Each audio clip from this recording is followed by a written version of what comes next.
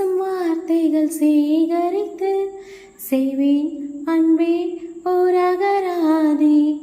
நீ தூங்கும் நேரத்தில் தூங்காமல் பார்ப்பேன் தினம் உன் தலை கோதி. கதோரத்தில் எப்போதுமே உன் மூச்சு காற்றின் வெப்பம் சுமப்பேன்.